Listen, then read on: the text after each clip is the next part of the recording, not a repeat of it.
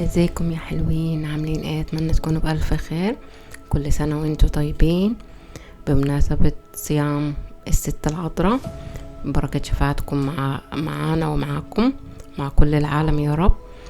وانا اسمي سوسنة. لو اول مرة اشوف القناة لايك وشير وسبسكرايب.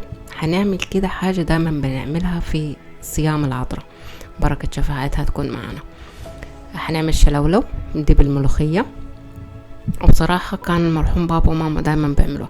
كل اللي عايزينه توم وليمون وملح وملوخية ناشفة ومية، بس ده كل اللي عايزينه. هي بسيطة جدا ومش مكلفة خالص، وممكن 15 يوم انتي تاكليها مش هتحسي بملل ولا بطعمها وحش، بالعكس هي حلوة. بس المهم شوية توم حلوين كده، قولي 6-5 افصاص توم، وبعد كده الليمون على حسب. انا ما بحبش الحاجة حادقة، فحطيت يعني ليمونة ونص.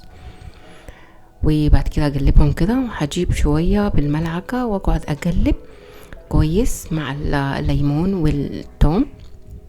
كل شوية احط، شوف انت حط الكمية على حسب العيلة بتاعتك. فانا جوزي ما بحبش الملوخية، فعملت على كدي انا بس. فكل شوية هقلب كده، وطبعا لغاية لما اخلص الكمية زي ما شايفة معايا كده. بعد كده ازود المية تدريجيا، يعني انا مش هزود المية على طول، واقعد اقلب. لو عندك مضرب يدوي زي كده ممكن، او ممكن بالملعقة، او ممكن بايدك يا ستي، مش فارقة يعني. المهم ان احنا كل شوية نزود مية لغاية لما نوصل للقوام اللي احنا عايزينه. طبعا بعدين هنحط الملح ونزود ونظبط الملح بتاعنا.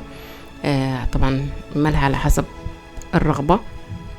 فالمهم زي ما شايفة كده انا كل شوية بزود لغاية لما اوصل للقوام اللي انا عايزة. بصراحة اكلة حلوة، كنا دايما بناكلها في صيام العذراء، والعذراء بصراحة بتخلي ليها طعم مميز جدا الاكلة دي، من كتر البساطة بتاعتها ومن كتر الحلاوة بتاعتها.